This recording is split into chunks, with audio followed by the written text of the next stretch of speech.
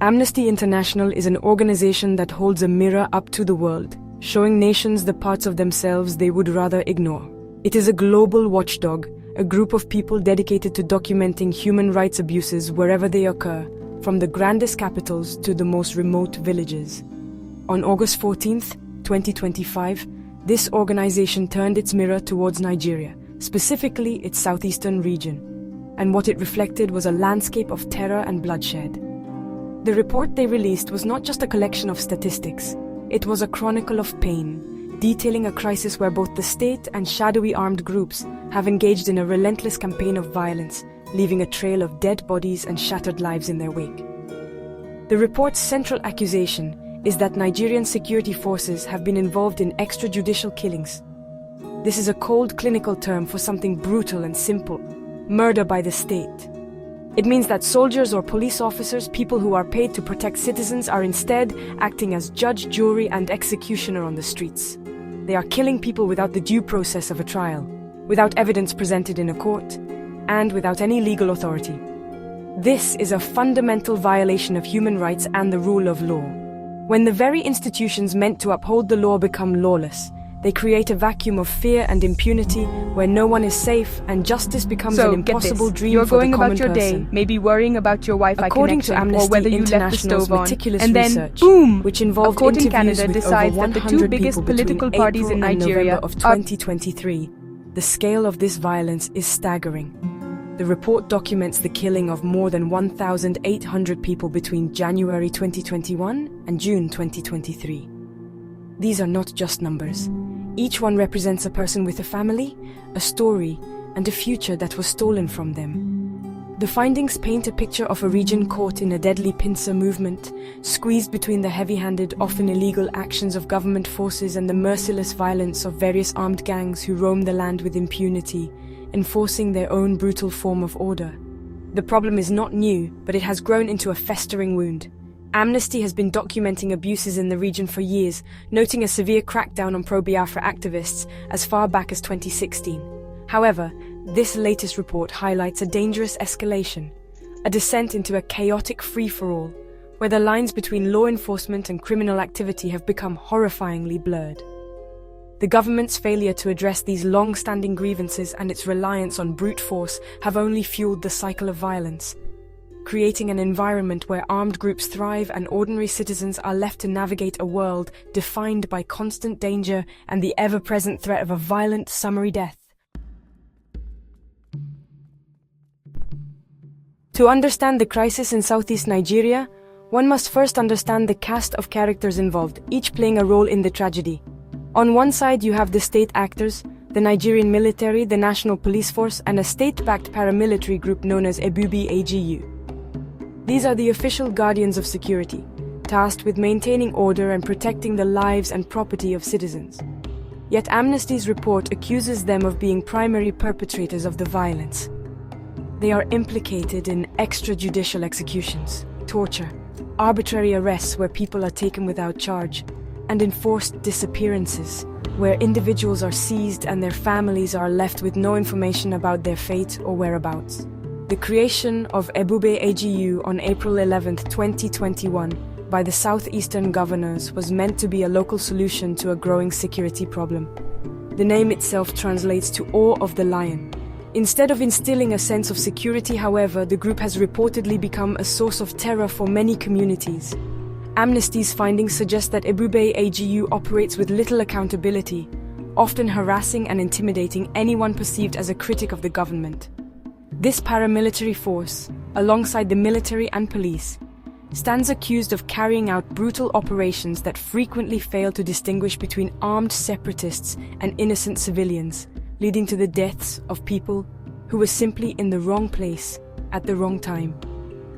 On the other side of this conflict are the non-state actors, a complex and murky web of groups often lumped together under the label unknown gunmen.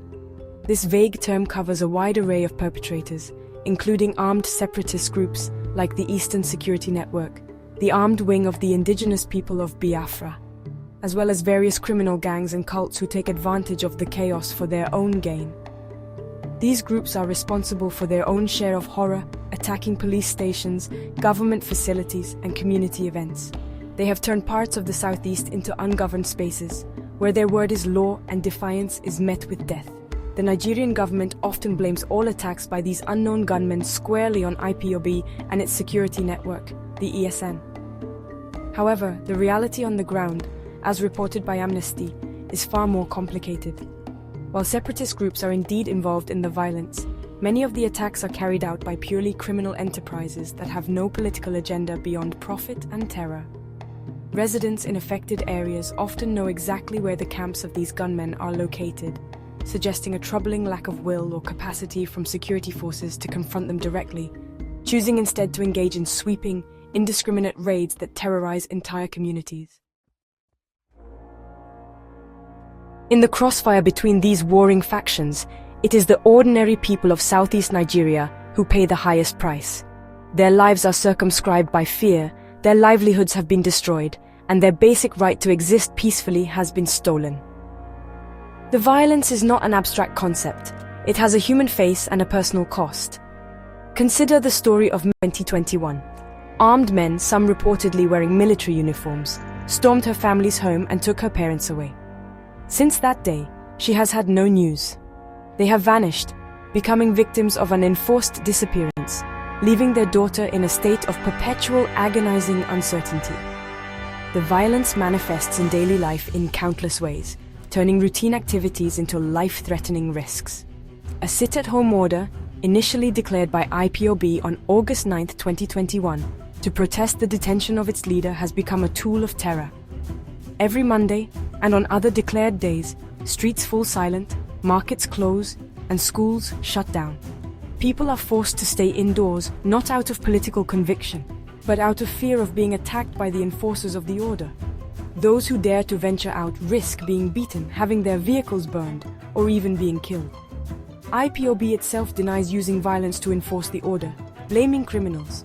But for the average person, the source of the threat matters less than the reality of the danger.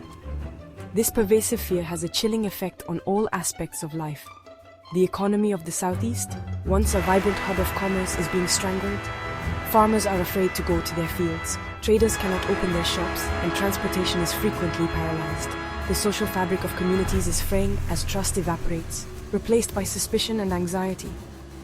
People are afraid to speak out against either the government forces or the armed groups for fear of being targeted. This silence is not consent. It is the sound of a population held hostage, forced to navigate a treacherous path where a wrong step in any direction could lead to their death. The human rights crisis extends beyond the killings. It includes the hundreds of people who have been arbitrarily detained, languishing in overcrowded cells without access to lawyers or family. It includes the destruction of homes and property during security raids, leaving families destitute and homeless. The psychological toll is immense, as communities are traumatized by witnessing public executions and living under constant threat. For the people of the Southeast, the state has failed in its most basic duty, to provide security. Instead, for many, the state and the criminals have become two sides of the same coin of violence and oppression. Faced with this mountain of evidence and testimony, the primary demand from Amnesty International and the victims is simple yet profound: justice. They are calling for an end to the culture of impunity that allows these atrocities to continue without consequence. Justice means that those responsible for extrajudicial killings, torture, and enforced disappearances, whether they wear a state uniform or a gunman's mask, must be held accountable for their actions. It means conducting credible, independent, and impartial investigations into every reported incident of violence and ensuring that perpetrators are brought before a court of law in fair trials. The Nigerian government's response, or lack thereof, has been a source of deep frustration. According to Amnesty, the authorities have not officially responded to the detailed findings presented in the report. This silence is part of a larger pattern of deflecting and denying credible allegations of human rights abuses by security forces. For years, reports from both local and international organizations have been dismissed, and promises of investigation have rarely led to meaningful action or prosecution. This failure to act sends a dangerous message that the lives of people in the Southeast are expendable and that state agents can operate above the law. This call for accountability extends beyond Nigeria's borders. Amnesty International has also criticized the International Criminal Court for its slow progress. As recently as July 2025, the organization accused the ICC of a slow abandonment of victims, noting that years have passed since the court's prosecutor determined that a formal investigation into atrocities in Nigeria was warranted. The ICC has cited the need to allow Nigeria's national legal system the first opportunity to act. But critics argue that the Nigerian system has repeatedly proven itself unwilling or unable to deliver genuine justice, leaving international intervention as the last hope for many victims. Ultimately, the path forward requires more than just words and condemnations. The victims and their families want to see tangible change. They want the unknown gunmen disarmed and the rogue elements within the security forces disciplined and prosecuted. They want an end to the sit-at-home orders that cripple their lives and a return to some semblance of normalcy and safety. The cry from southeastern Nigeria, amplified by Amnesty International's report, is a demand for the government to fulfill its fundamental responsibility to protect its people, uphold the law, and ensure that every Nigerian life is valued and defended. Without justice, there can be no peace.